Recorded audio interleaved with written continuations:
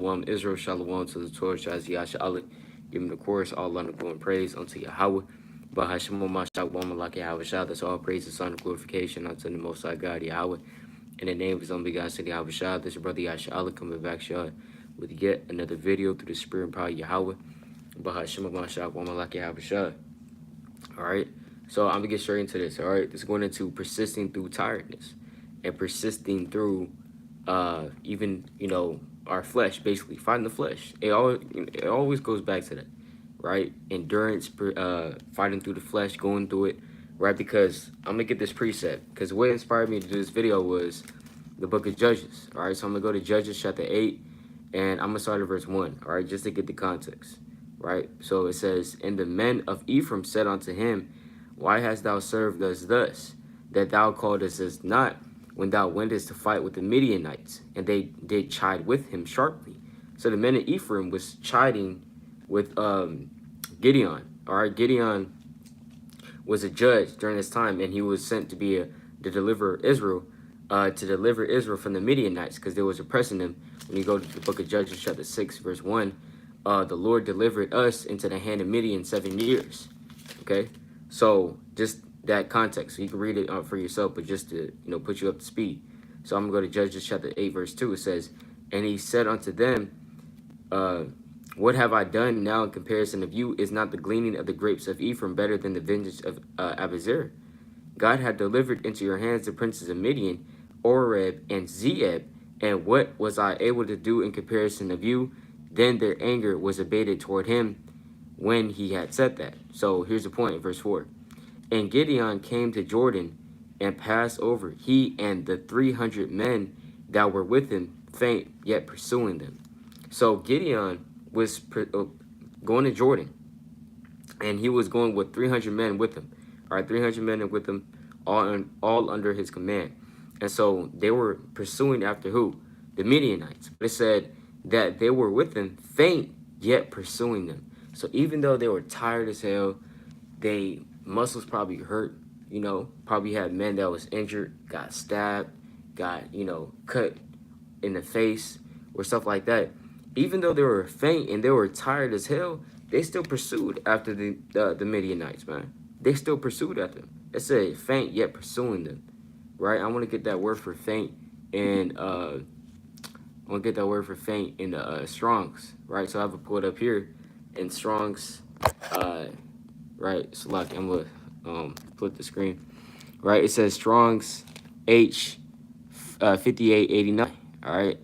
And here's that word. It says faint, exhausted, weary, languid, faint, thirsty, weary. So we might be faint and thirsty, bro. You might be faint at camp, man. You might be down. I'm about to pass out, bro. Where it's cold as hell. I'm tired as hell. My bones is aching or stuff like that. These things, like, because we gotta apply that to now, right? Everything that was written for our learning. So if our forefathers, because our mighty forefathers, the men of war, all right, they was tired, but yet they durst fight, man. They was tired as hell, but they were still pursuing after the Midianites. They didn't give it a damn, bro. They were still going after them, right? Probably had little sleep and stuff like that, little to eat. That's why when you keep reading, right, these men, they try to get some rest. You know what I'm saying? But I'm gonna get this precept in the book of Ecclesiastes, right? Ecclesiastes chapter 8. It's like Ecclesiastes chapter 5, verse 12. "The sleep of a laboring man is sweet." So the sleep of a laboring man is sweet, right? The laboring man, at the end of the day, he gets to sleep good, bro. He sleeps good because he's laboring all the time. He's laboring. He's actually putting in work, so that's why he's physically tired. He might be mentally tired, right? But it says the sleep of a laboring man is sweet, whether he eat little or much, but the abundance of the rich will not suffer him to sleep. So if we're laboring, our sleep is going to be sweet, man, right? If we're working and we're busy all the time, we finally go to sleep, you lay down on your bed, you're going to pass out. You're going to sleep good. You're going to sleep like a rock, as they say. You know what I'm saying? Your sleep is going to be sweet.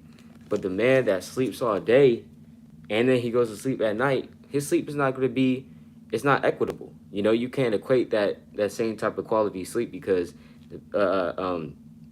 between the man that's working and the man that's not, throughout his days. So we see here in Judges that our forefathers, our mighty, mighty forefathers, even though they were tired, they were still persisting through that tiredness. And that's what we have to do in this truth as well. We have to pursue and we have to push through that tiredness. Guess what? Yahweh Shah was tired. All right, let's go to the book of Matthew chapter 26. If it wasn't for this flesh, bruh, a lot of Israel would be more on fire. A lot of Israel would be more on fire if it wasn't for this flesh. If it wasn't, all of us would be on fire, right? That's just plain. But like, if it wasn't for this flesh, the sleepy eyes, the eyelids shutting down on you when you're trying to read, you getting tired out of nowhere, yawning 10 times.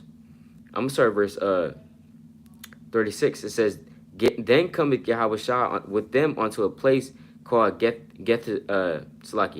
Gethsemane, and said unto the disciples, sit ye here while I go and pray yonder. And he took with him Peter and the 2 sons of Zebedee, and began to be sorrowful and very heavy. Then said he unto them, my soul is exceeding sorrowful, even unto death. Tarry ye here and watch with me. Right? And he went a little further and fell on his face and prayed, saying, O my Father, if it be possible, let this cup pass from me. Nevertheless, not as I will, but as thou wilt. And he cometh unto the disciples and findeth them asleep, and saith unto Peter. So the disciples, they fell asleep, right? So if they fell asleep, and this was at night, guess what? Yahweh Shai, he was also tired too, but he was praying, bro. He was praying to the Lord. It says, and findeth them asleep, and saith unto Peter, what, could you not watch with me 1 hour? You couldn't watch it. That's the Lord talk. He said, you couldn't watch with me 1 hour, bro. You couldn't stay up with me in 1 hour. It says, verse 49, watch and pray that ye enter not into temptation. The spirit indeed is willing, but the flesh is weak. So that's why the Lord said that. Watch and pray that ye enter not into temptation. Because the spirit inside of us is willing. Our spirit wants to read 10 chapters, man. At 3 a.m. in the morning. Our spirit wants to pray all night, man. But the flesh is weak. That's why in Judges, they were pursuing them, but they were faint, man. Right? In their mind, in their spirit, they wanted to kill the Midianites right then and there. They wanted to keep pursuing after them. But, you know what I'm saying? But, the flesh. Because we're in this fleshly body, bro. If we're not in this fleshly body, we'd be on fire 24/7. But that flesh is what's pulling us back. It says the spirit indeed is willing, but the flesh is weak. It says, and he went again the second time and prayed, saying, O my Father, if this cup pass away from me, right? If this cup may not pass from me, except I drink it, thy will be done. And he came and found them asleep again, for their eyes were heavy. So again, the disciples, they fell asleep again because the eyes become heavy, man.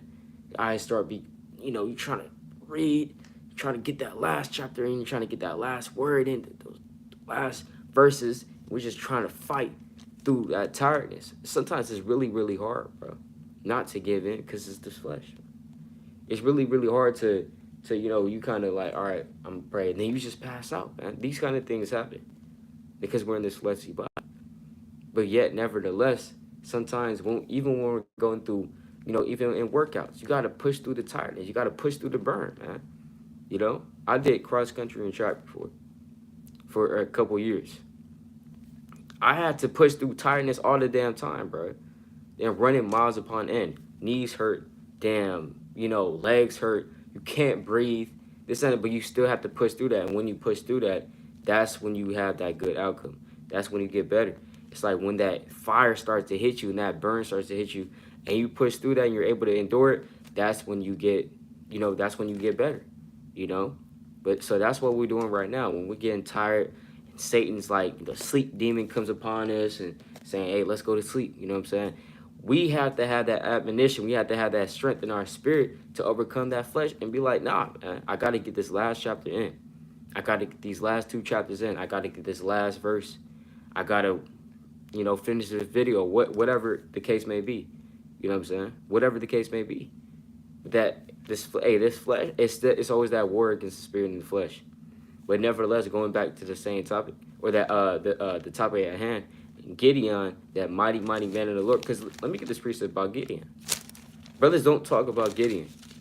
Let's go to Judges chapter 6 and verse 12. It says, and the angel of the Lord. So an angel, man, an actual angel of the Most High appeared unto him. Unto who? Gideon, right? And said unto him, Yahweh is with thee, thou mighty man of valor. The Lord just appeared unto Midian. It's like onto Gideon and say, the Lord is with you, you mighty man of valor. That's what he said. That's what the Lord said to Gideon. The Lord never said that to us. The Lord never had an angel come down and say that to us, man. So we have to be talking about Gideon, because he's a mighty man of valor in the eyes of the Lord. And he also delivered Israel when you read the account of Judges. And this mighty man, what did he do? At the first sight of him being tired, did he just fold? No, he didn't just fold, bro. He still pursued after the Midianites, even though they were faint, even though they were weary, even though they were exhausted. They still pushed through that limit. You know what I'm saying? You know, track coaches and cross-country coaches always teach that. You have to push through your limit. You have to push through the tiredness. And, trust me when I say, that it's hard, even with running. Even with running or working out, it may be hard.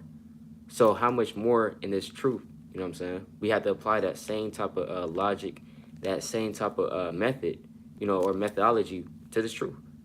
Because it's no different, you know? When you're reading, you're working out your brain. Even on a physical level, when you're reading anything, you're working out your brain. And however however sophisticated that piece of, or that literature you're reading, however sophisticated it is, the more sophisticated it is, of course your brain is going to work harder, right? Now, if you're reading just damn Cat in the Hat, is your brain really working out? Maybe for a 2-year-old or a 1-year-old or a 3-year-old, maybe he has, man, the cat. But when you're, you know, a grown adult or something like that, you in high school or whatever, you know, Cat in the Hat is going to be easy to you.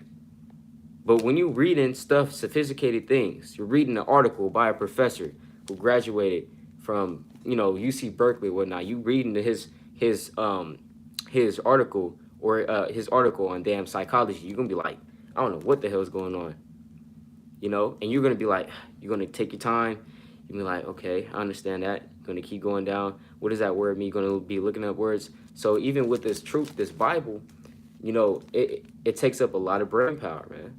And trust me, hey, I know a lot of brothers, a lot of sisters can attest to that. When we're reading these scriptures, it takes a lot of brain power. It's not easy. You know, some things are planned upon table, some things are easy to understand.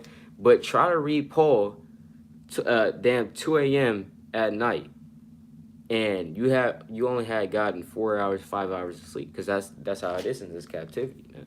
You may only get like 4 hours, 5 hours. It's like your 4 or 5 hours of sleep each day. You know, I know that was the case for me not too long ago. You know, so, and you trying to read Paul because you're a teacher, right? You know, or if you trying to finish the Bible, so you got to read Paul, you know, or stuff like that. You just have to read it. And so when you're reading it, you're like, I got to read that again. You're reading in the King James Version. So that brain is really, really working out. So even when our brain is working out and our spirit is eating, sometimes we got to push over that threshold in order to get better, you know, and that's with a lot of other stuff, just as we have, you know, discussed, right? But I'll read that precept again, you know, just quick video through the Spirit. Let's go to Judges chapter 8, verse 4 again. And Gideon came to Jordan and passed over, he and the 300 men that were with him, faint, yet pursuing them. So even though they were faint, even though they were exhausted, they still pursued after the Midianites, because that's what the Lord said to kill them. The Lord said, I have given the Midianites into your hand, you know, go and basically take them, you know, overthrow them, man. So what are they going to do? Receive a commandment from the Lord and not do it, right? And not hearken onto it? All right, so with that, all praises to Yahweh, myself, Lord willing. This video was edifying to the Spirit, right? Kwam Yashala, right? Shalom.